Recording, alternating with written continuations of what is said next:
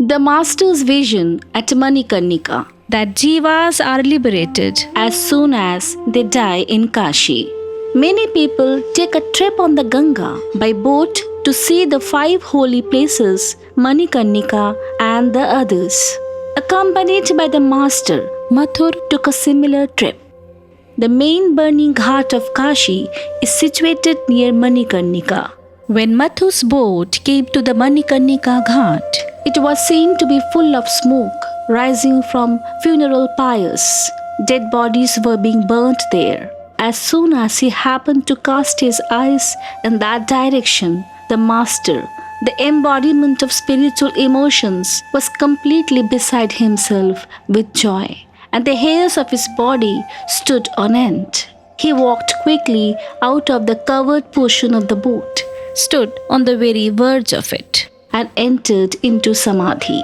The guides of Mathur, the boatmen, and others of the crew ran to catch hold of him lest he should fall down into water and be carried away by the current. But that was not necessary, for he was seen to be standing calm and quiet, absolutely motionless, and a wonderful light and smile illumined his face and made that place pure and effulgent, as it were.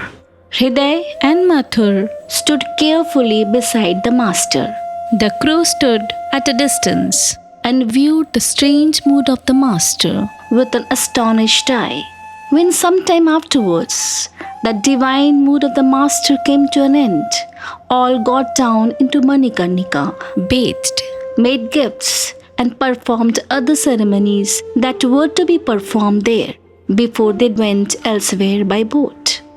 The master then described his wonderful vision to Mathur and others. He said, "I saw a tall white person with tawny matted hair walking with solemn steps to each pyre in the burning-ghat, raising carefully every jiva and imparting into his ear the mantra of Supreme Brahma.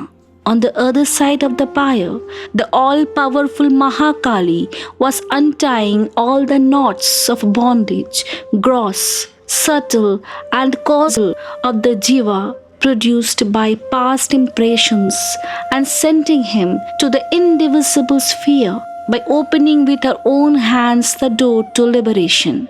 Thus did Vishwanatha, the divine Lord of the universe, endow him in an instant with the infinite bliss of experiencing non-duality, which ordinarily results from the practice of yoga and austerity for many cycles.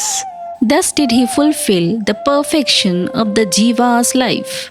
The Pandits, well versed in the scriptures, who were with Mathur, heard of the aforesaid vision and said to the master, "It is written in general in the Kashi Khanda that if a jiva died here, the Lord of the universe granted him nirvana, the state of infinite bliss.